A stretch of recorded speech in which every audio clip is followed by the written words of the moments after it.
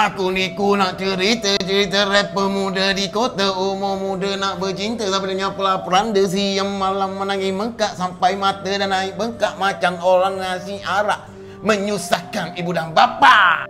Ya, dah lah ya.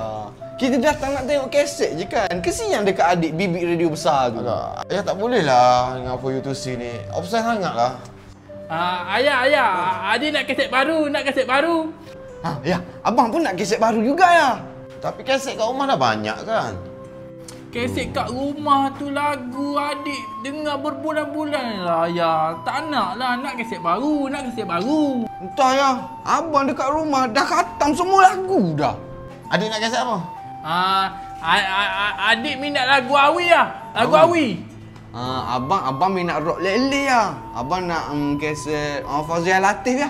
Oh, dia Latif ni Bukanlah ya, tu Maya lah ya. Maya. Adik Awi yang mana dek? Adik Awi tapi adik tak kenal muka Awi macam mana ya. Tu pakcik Amy lah ya. Oh, ni Amy. Ayah, kenapa dia tak pakai baju? Jangan ditanyalah dik. Nanti dia jawab susah kita. Bolehlah ni ayah Awi. Bos, berapa satu Awi? Awi, RM16.50. Ambil 3 lah. 60. Asal macam baik ambil satu-satu lah. Fauziah Latif. Fauziah Latif, sama je. RM18. Macam mana yang sama ni? Kencing lah Tokyo ni. Ambil je lah ayah, bayar. Ni Awi. Awi ni. Lagu Awi. Abang nak Fauziah Latif ni. Okey, pergi bayar. Yalah. Bang, kira bang? 2 je ke bang? 2 je lah. Satu RM16.50, 2 RM40. 40. Kenapa tak ambil 3 bang? 3 promosi bang.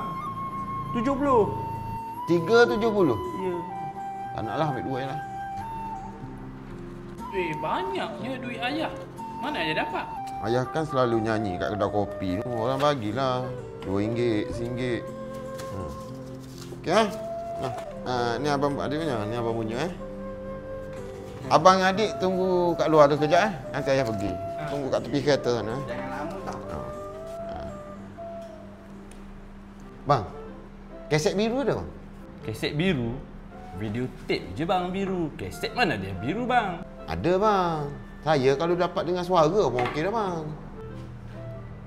Ada? Tengok bang. Ma Rabbuka. Apa abang ni? Tak apalah. Terima kasih lah bang. Okey bang. Nak dengar lagi datanglah.